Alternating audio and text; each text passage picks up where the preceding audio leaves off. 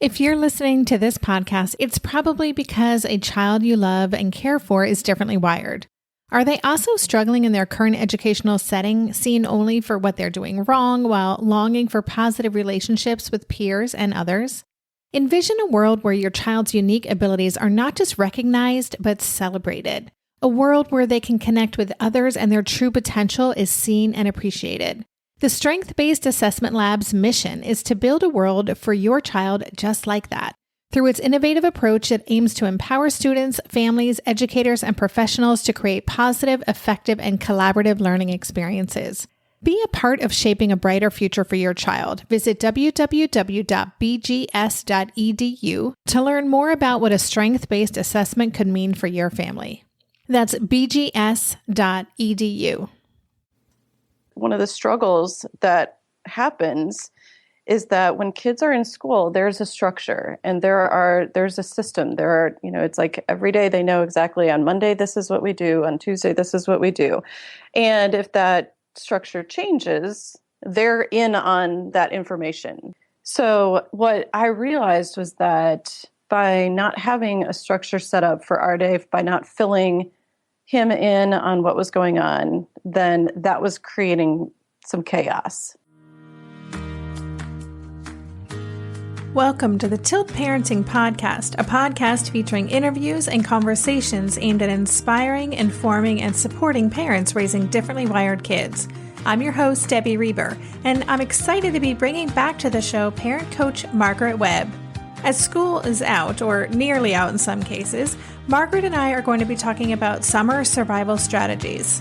I don't mean what you should actually be planning for your child over the next few weeks or months, but rather how you as a parent raising a differently wired kid can get through the summer in a way that feels peaceful and positive and good for the whole family.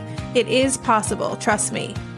A quick note, I just want to acknowledge that we know that summer can be stressful for so many families, especially families who don't have the financial resources to enroll their kids in expensive camps, or families where having a parent home all summer just is not an option. There was actually a big article in this week's New York Times about this very thing, and we totally recognize this. So I just want to state up front that the financial stresses of summer is not something we really address in this particular episode. Our focus is really more on self-care and planning to help parents get through the summer unscathed. And one last thing before we get to our interview, I wanted to quickly share that we've just hit the 2-month mark since we first launched Tilt, and episodes of our podcast have already been listened to 10,000 times. It's so exciting for us. So thank you so much for listening and for being a part of our audience and for helping us spread the word. We have some great episodes coming up too, including an expert on ADHD, an Asher special episode on traveling with kids, and much more. So please keep listening, keep sharing, and we'll keep doing our best to provide you with super useful and inspiring content. I hope you enjoyed this episode. To learn more about Tilt, the revolution for parents raising differently wired kids, visit www.tiltparenting.com. Hello, everyone. It's Debbie Reber with the Tilt Parenting Podcast, and I'm really happy to be bringing Margaret Webb back to the podcast. And for those of you who don't know, Margaret was actually my very first guest on the show. It was episode 1, which was all about finding peace in parenting the child you didn't expect while you were expecting. And I don't know if you know this, Margaret, that has been by far our most popular show. It's been listened to thousands of times, which is so cool and to see. And so if you're new to the podcast listening now, I highly recommend you go back and listen to that one because it's full of great stuff.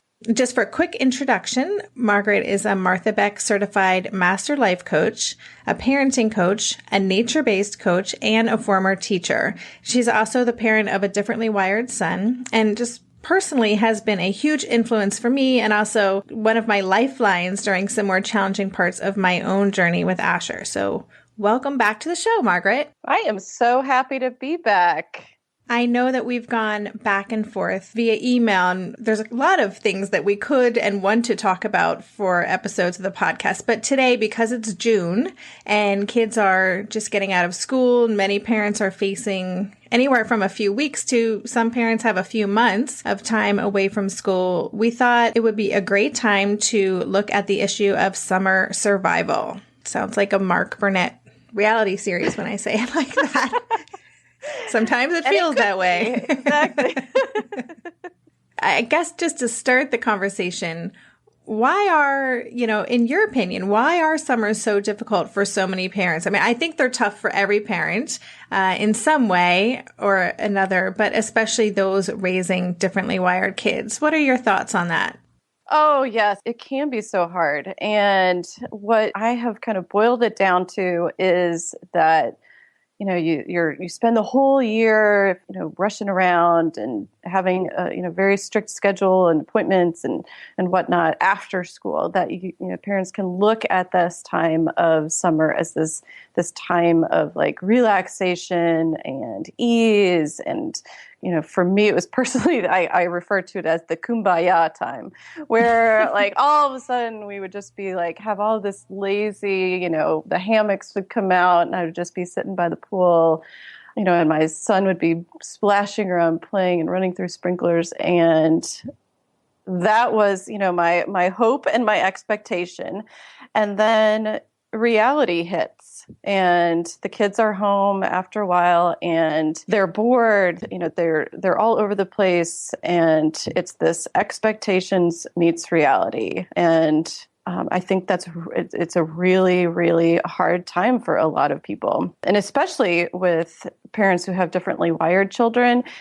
These kids often have really powerful and strong and intense energy. And I know that for me, there was this feeling like I was getting sucked into his energy. So it was a struggle because I wasn't getting anything done that I wanted to get done or needed to get done. And he wasn't doing the things that I had expected him to do. And so it was kind of this weird time period where it was like, okay, like I should know what to do with him.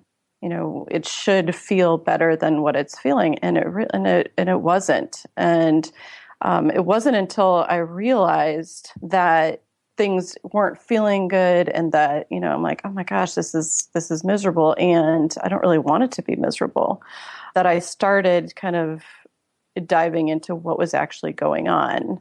And that led me to creating the summer survival skills. Interesting. As you were painting this picture of this summer, you envisioned of kid running through the sprinklers and just kind of, this relaxing summer. That's actually very different than the way I used to envision my summer, or the way I used to experience summer when Asher was younger. I was one of those parents. I definitely dreaded summer. Like I think I never looked forward to it. I was so happy that he was in school and he was someone else's responsibility for X number of hours a day. Mm-hmm. And summers for me were, like, oh crap, like what am I going to do with him? I have all this time. And I would try to just schedule that boy in camps out the wazoo. Like that was my answer at the time. And it was still very stressful because I often just had to cross my fingers and hope that any particular camp I signed him up for, whether it was zoo camp or aquarium camp or whatever, would work. And I learned the hard way that I needed to actually call the camps months ahead of time and kind of prep them and make sure they were ready and willing to support Asher in their camps. But that was, for me, I think I always was like, oh, summer.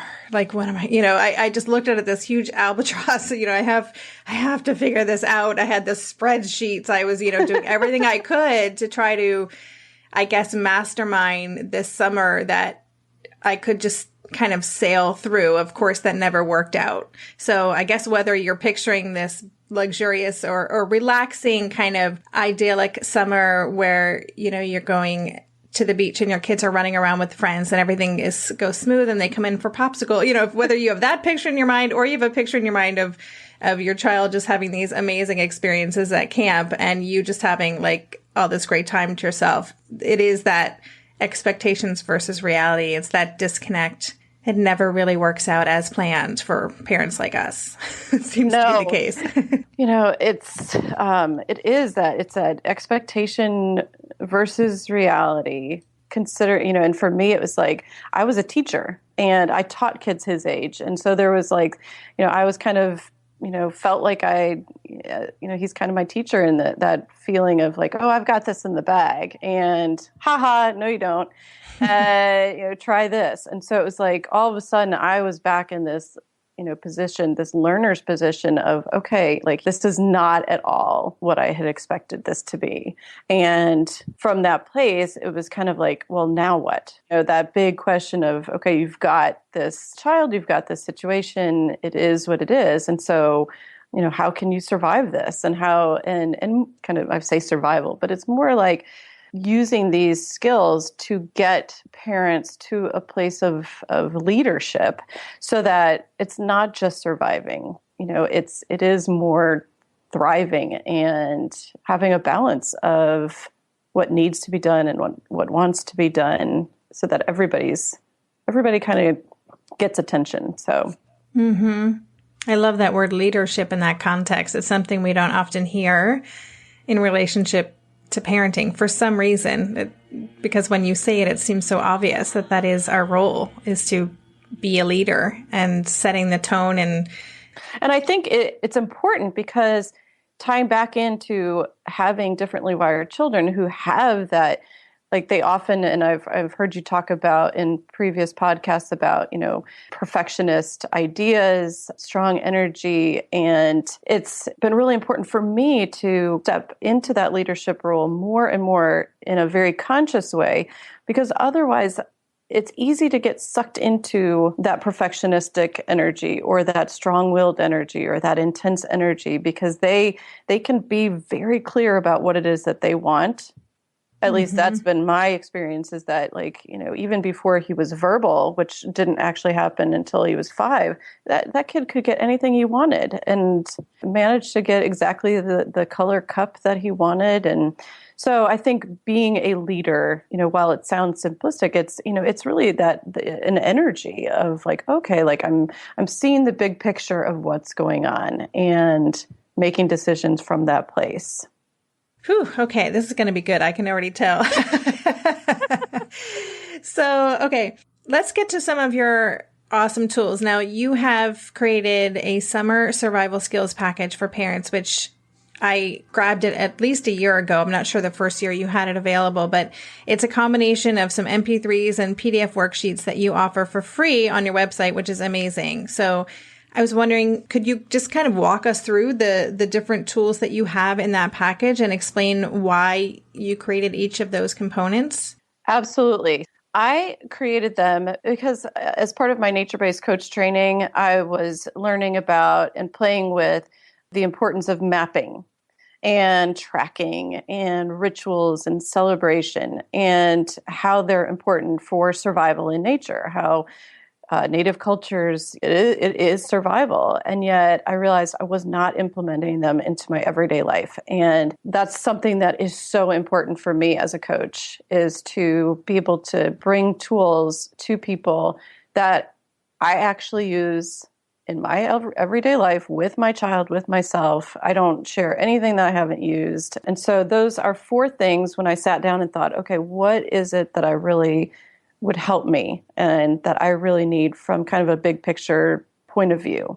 And so the mapping part of it is in creating a structure. And I know that some people are like, oh, structure, but, and then there's people like you who are like spreadsheeting everything. And so there's a balance, and realizing that, one of the struggles that happens is that when kids are in school, there's a structure and there's a system. It's like every day they know exactly on Monday, this is what we do. On Tuesday, this is what we do.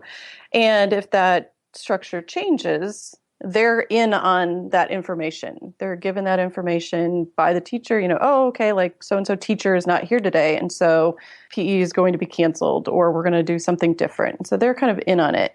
So what I realized was that by not having a structure set up for our day, by not filling him in on what was going on, then that was creating some chaos. It was just creating all this open space.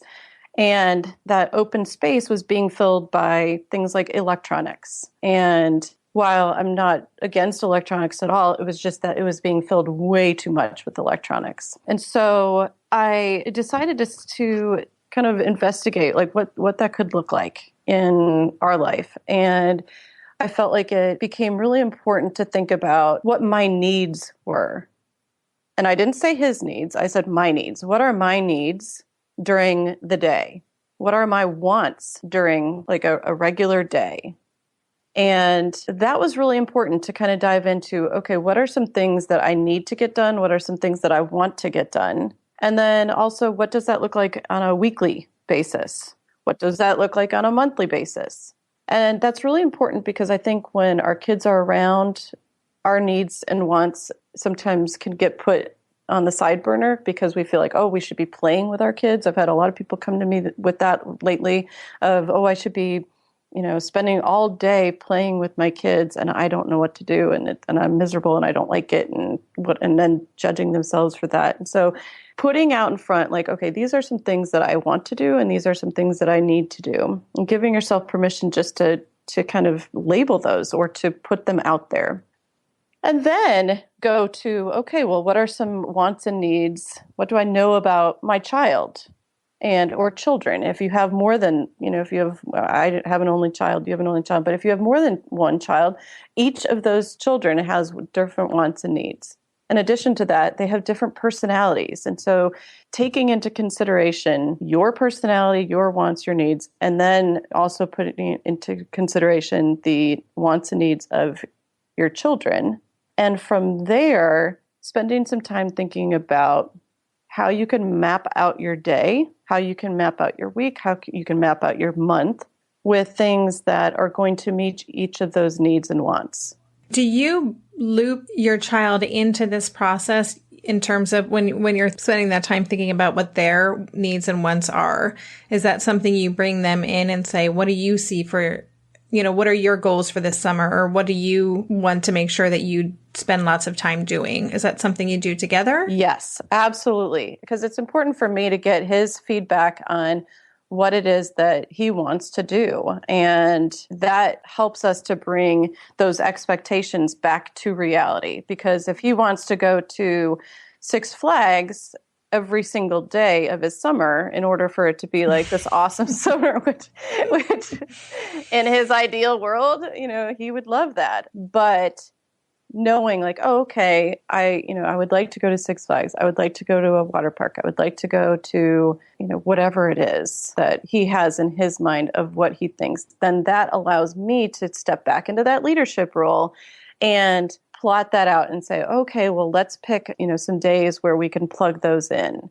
And that is super helpful because you're hearing your child. They know that they're being heard. It's like if you, write it down or type it, then it becomes real. So they know it's not just this thing hanging out there and that their wants and needs are being considered in what you do. And the same thing goes the other way, is telling them, like, for me, what I've been doing, Andrew's not doing any camp this summer. And so what I've been doing each morning is I sit down and I think about, what my intention is for the day and then what I need to do during the day and what my needs and wants are, what his needs and wants are. And then I make a schedule, and it's a very loose schedule. And then I print that out. And so then he's filled in that, from this time to this time, mom is on a phone call. And so from that time to that time, that is his time to use electronics. And then after this time, I'm very explicit and I say no electronics, and then give some ideas for some things that he can be doing during that time. We'll be right back after this quick break. Darren and I are prepping for a big move at the moment, so we are fully leaning into any and everything that simplifies things, and that absolutely includes meal times. At a time when my executive functioning skills are being pushed to the limit, even planning and executing dinner for our family these days can feel like a really big lift. That's why I'm especially grateful for Green Chef, a meal service that offers pre-measured and prepped ingredients to my door. Each box is packed with foods you can feel good about, like whole fruits and vegetables, plus lean protein and whole grain options. In fact, one of the things I love most about Green Chef is that they offer options that prioritize gut and brain health, with science-backed recipes that feature ingredients like fiber, antioxidants, and omega-3 fatty acids.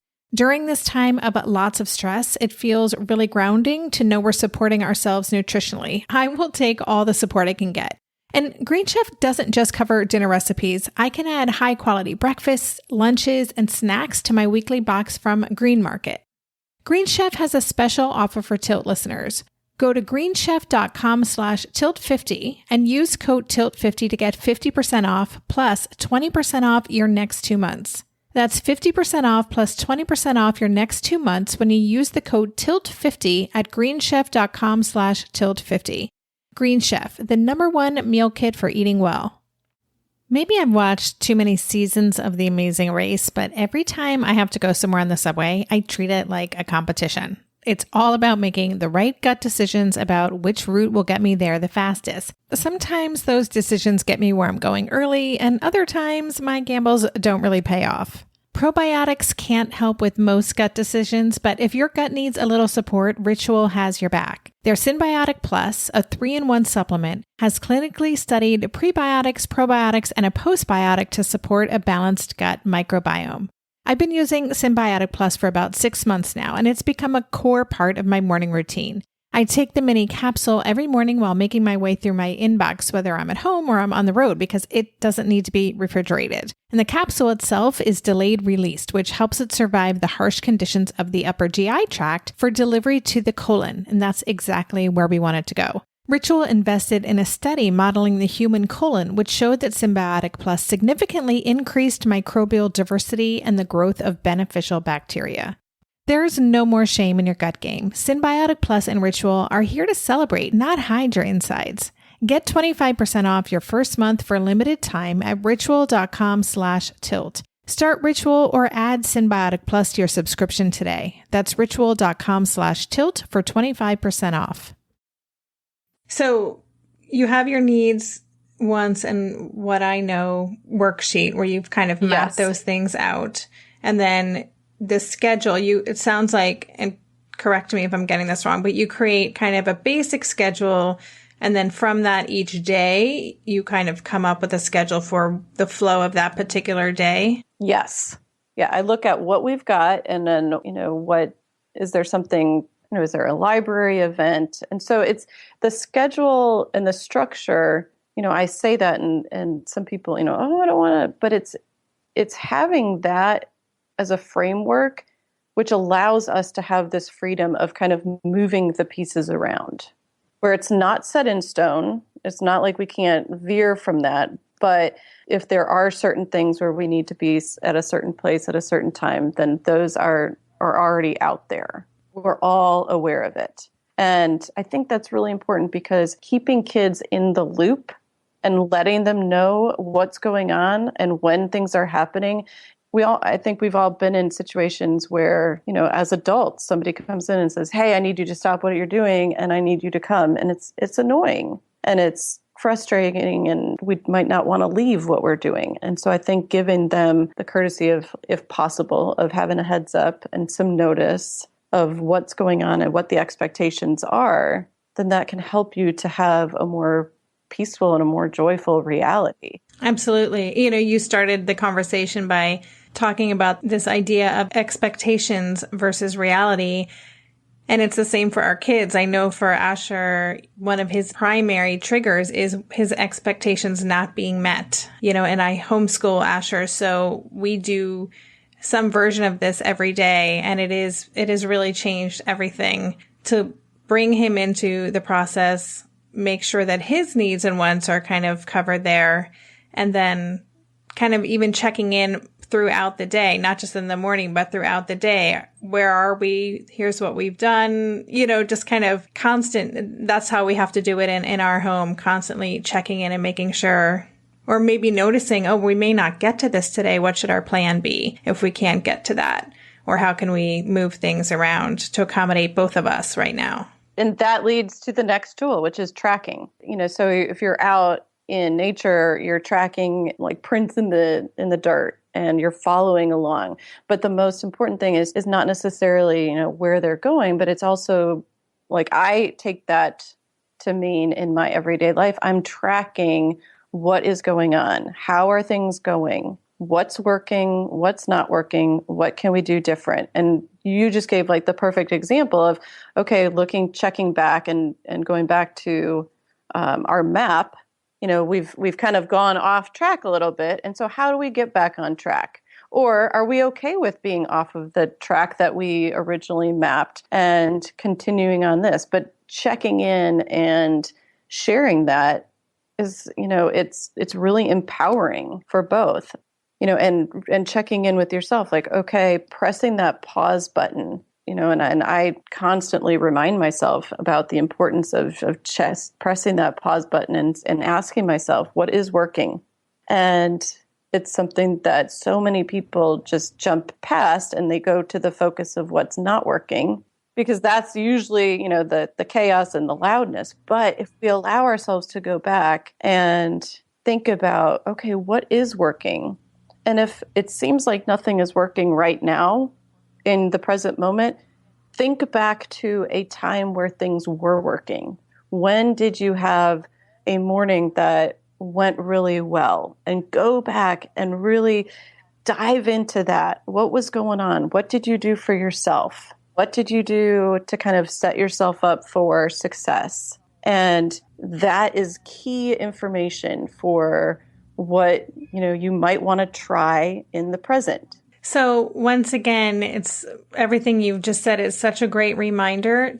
So much of this, not just surviving, but thriving in this role we have of parenting differently wired children, is putting the focus back on ourselves. And I think so much of what exists out there is tools for your kids, what your kid needs to do, which is great. Not that our children don't have, things that they can be working on and skills to be developing, but at the core of the experience, it's the choices we make. It's how we choose to feel. It's how we think about the situation. I think I mentioned this on our first interview. It's just a focus that so many parents seem to be missing out on, because there's not that's just not the approach a lot of parent coaches take when they're working with their clients. And it really is. It starts with us. Absolutely. And that's, I think, my one big surprise was all the focus on him. And I certainly placed all of my focus and energy on him and trying to change his behaviors and change his experience so that I could have a better experience. And I realized, oh my gosh, that's crazy, because I can't control him. I can't control how he's wired. I can't control his developmental timeline. So it really did feel so much more peaceful and empowering to put the focus back on me, because that was something that I could always tune into, and I could always think about what was going on for me and what was I making it mean, and what were the thoughts, and where was I going in the past, where was I going in the future. And it made such a difference for me to put that back on me. And at first I think it was survival to put the focus and attention on him, because it was so much, and it was like, and it may have been painful to go to those things. But after a while, shifting that and realizing, and nature for me was a huge thing, because you sit out and you watch nature, and it is survival to take care of yourself. The mother deer doesn't take care of herself, then she's not going to be helpful to her babies, and she's not going to be able to lead and to be aware and keep them safe. And so it is survival to take care of yourself. And that's not what society puts out there. It's, oh my gosh, we've got to put ourselves on hold and put everything on the back burner, because we have to, put all of our time and energy into our kids. And I certainly do put my time and energy, but it's been more fruitful and productive in finding a joyful life to put that focus and energy back on me and my stuff. Yeah, I'm just thinking, you're talking about nature. One of the things that I am really happy about is that I feel like I have gotten Asher to the point where he loves to walk in nature. And nature is kind of my happy place. We don't have a lot of hills in Holland, but we do have some really nice parks with great hikes through beautiful forests. And that is, if I were to think about my needs and wants for this summer, it's definitely making sure that at least once a week we get out to some park somewhere in nature where we can just walk. And I know that that's good for him. He used to complain about it. Now he's fine with it, but it feeds me so much that one walk that week could kind of carry me through the rest of the week. So it's kind of cool to be able to bridge the gap and get what you need and what you want, and also be supporting your child at the same time. Well, and the thing is that the thing that I love so much about using nature as a coaching tool is that there is no judgment.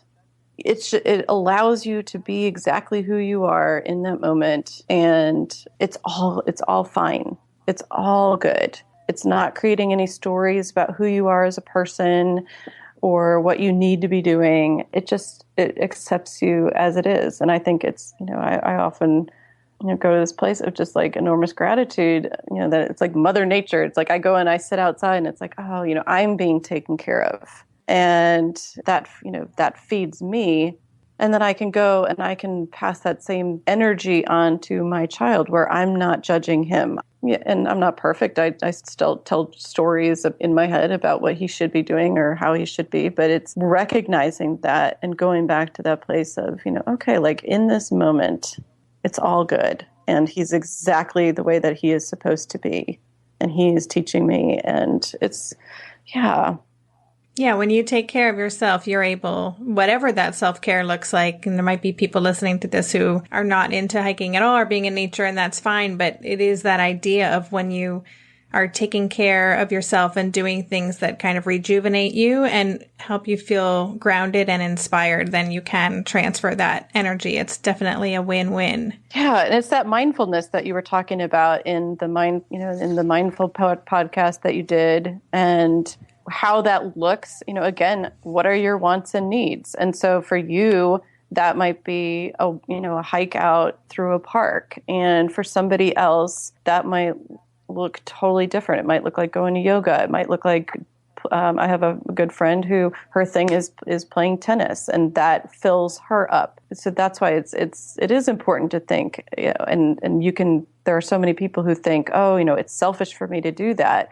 And I counter that with the fact that it's selfish not to do that because of the difference in energy that you bring to the people that you're with, and in this case, like the children that you're with throughout the day. And so even if you might not be able to go to a yoga class, you might not have childcare, knowing what you know about what your needs and wants are, how can you make that happen? You've managed to find a way to do it with Asher. I have a practice that I do called Sit Spot, which is just sitting outside in nature. And, Andrew has, he has done that with me. And if he's not doing it with me, he knows, oh, mom's just at her spit spot, as he calls it.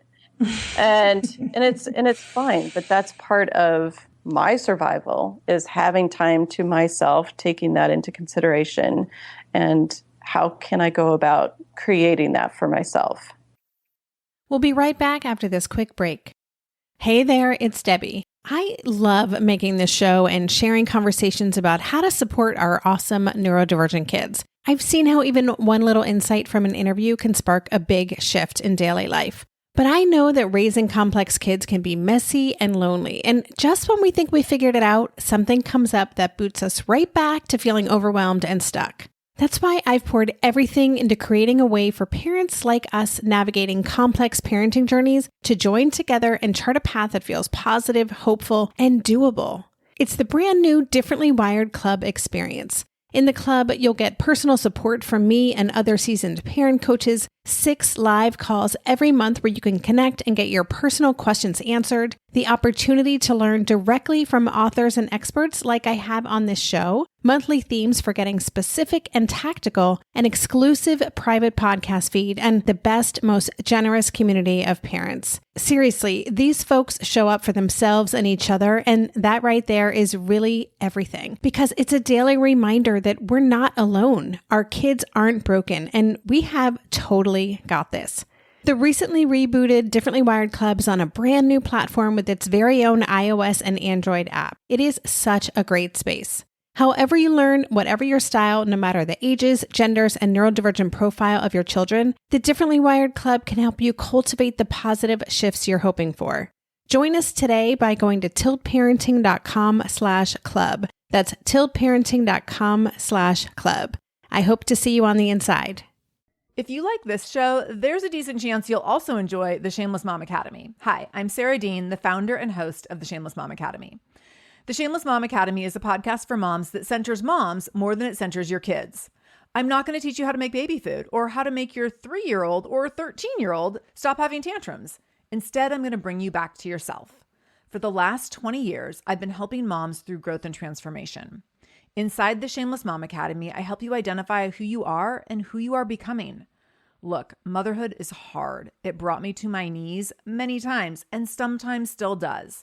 Returning to who I am and who I am becoming allows me to decide how to show up in all those sticky motherhood moments, but also in all my other relationships and in all the ways I show up in my various communities. So come check out the Shameless Mom Academy wherever you listen to podcasts. I'm willing to bet you'll leave feeling a little inspired and maybe even completely fired up. And you'll probably laugh a few times because I promise we never take ourselves too seriously over here. With 700 episodes to choose from, you're likely going to find something that sparks and speaks to you inside the Shameless Mom Academy. So you have a tool in your summer survival package. It's called My Ideal Summer Day. And maybe could you just take a minute to tell us what exactly that is? Yeah, it is a tool that is based on something that I learned, there's an ideal day coaching tool that Martha Beck teaches, and I just kind of adapted it to be your ideal summer day.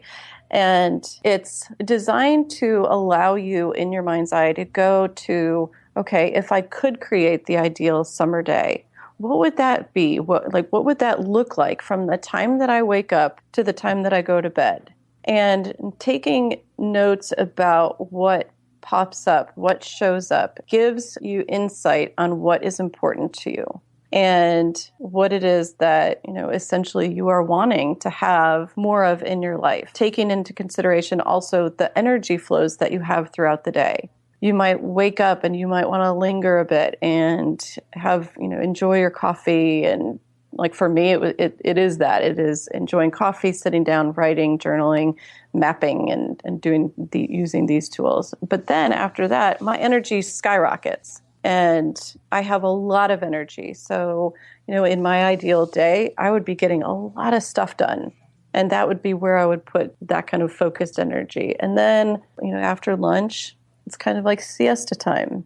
And so it's allowing yourself to kind of dream about, okay, what is my energy like throughout the day? And what is the energy that I'm wanting throughout that day? So that you're not fighting your natural energy. You're using it to go with the flow. Yeah. And just for listeners, part of your toolkit also includes a guided visualization, correct? Yes. So it walks people through the process of thinking about this, which is great. And then it's not that your ideal day, the goal is to, you don't have to make that happen, but just to be conscious of, if I could create it, this is what it would look like. And maybe are there a few things little adaptations or tweaks I can make to my day now to bring me closer to that ideal?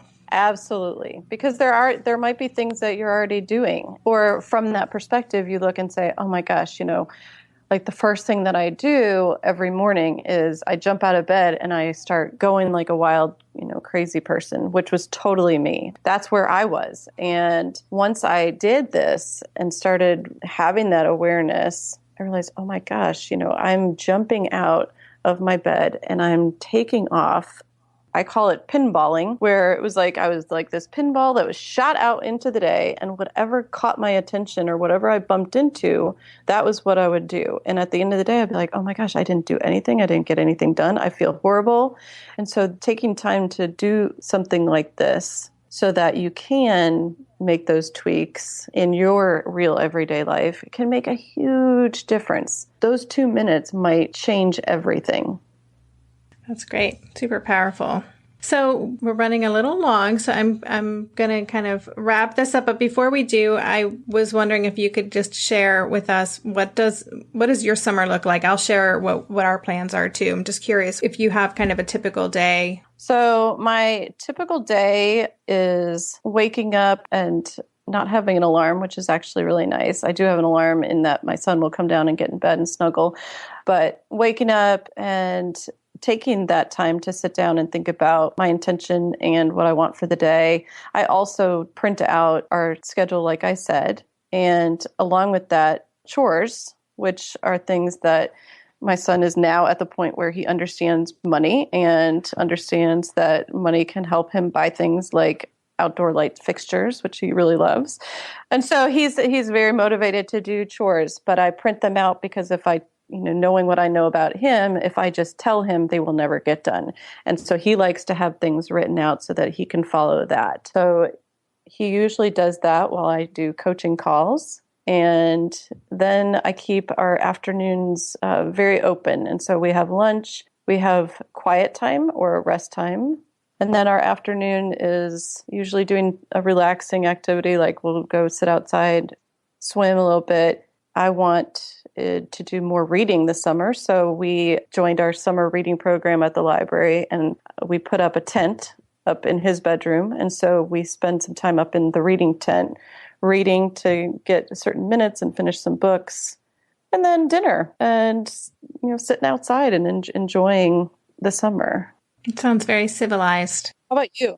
This summer, I am really taking it easy, and we are not finishing school till July 1st, so we haven't gotten into our full-on summer vacation. But what I've noticed about Asher is that he likes to have some sort of school aspect. So we'll probably still do our morning meeting every day. He'll probably still want to do a few subjects.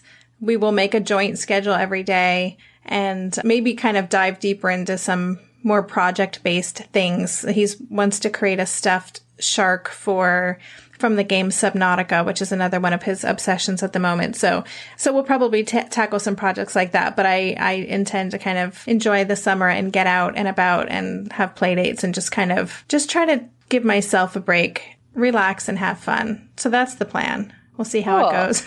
Well, and I think rituals is, part of having fun themes or rituals. It depends on what your kid wants and needs. Like we have to have some structured things because Andrew's the same. He likes to, he probably would actually like to be in a camp because he likes to have places to go. And so like I've had to get a little bit more creative with, okay, we do have to have planned outings and certain things like that. But just taking into consideration what your kid likes. If they love cooking, do weekly themed meals, where they get to decorate the kitchen and, just relax and have a little bit of fun. Good stuff. Well, if you could leave listeners with one thought or kind of one reframe that could help them shift their thinking to help them survive the summer, what would that be? I'm sorry, I'm putting you on the spot. I think that what helps me most is, and what I would strongly encourage people to play with is to, every once in a while, just press the pause button and look around, like almost like an observer of what's going on around you and check in, like, is this what I'm wanting? And if not, what can I do right now to create a shift to get back on track with what I want? It sounds really simple, and yet I don't think, it's something that can really create a lot of change, is just pressing pause and observing what's going on and checking in with yourself and see what you notice. Now I'm wanting to make a big pause button that I will have as a visual. Yeah. Maybe one for me and one for Asher so we can both push pause when we need it. That's great. Yeah, simple tool, but how many of us actually take the time to do that? So, all right. And for listeners who want to download your free summer survival skills package, where can they do that? There is a link on my website, which is margaretwebblifecoach.com. And there's a menu bar that says products and freebies, and it's under there. It's parenting survival skills, and it's helpful at any time of the year, but it's like I kind of gear it towards summer. It's a Dropbox file, so it's there. It's free, and it's helpful for me. Helpful for me. It's great stuff, and it's so generous of you to make that available for parents. I will include links and information on the show notes as well. So listeners can just go to the show notes and you'll get a direct link to that. But Margaret, I just have to say, I know I gush about you all the time, but you truly are one of the most generous, wise women I know. And I'm just really grateful that you are able and willing to share with our community. So thanks so much for coming on the show today. Well, I am so grateful, and I gush about you as well. And I just love what you're doing and love being part of it. Thank you. Thank you. Thank you so much for tuning into the Tilt Parenting Podcast. To learn more about Margaret and her parent coaching practice, as well as to download her free summer survival strategies toolkit, visit www.margaretwebblifecoach.com. If you don't want to remember that, just pop over to the show notes at tiltparenting.com/session 13 for all of the links. Lastly, we've got 11 reviews over on iTunes. We'd love to get some more, since that really helps more parents find us. So if you've gotten something out of the podcast and want to help us get more listeners, we'd be so grateful if you could go to iTunes and leave a short, honest review. Thanks again for being part of Tilt, the revolution for parents raising differently wired kids. For more information and to sign up to be part of our community, visit www.tiltparenting.com.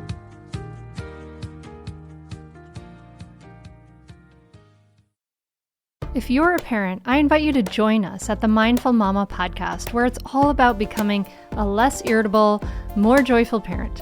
With sometimes hilarious and always thought-provoking experts and friends, at Mindful Mama, we know that you cannot give what you do not have. And when you have calm and peace within, then you can give it to your children. I'm Hunter Clark Fields, and I can't wait to see you there. Listen in to the Mindful Mama podcast.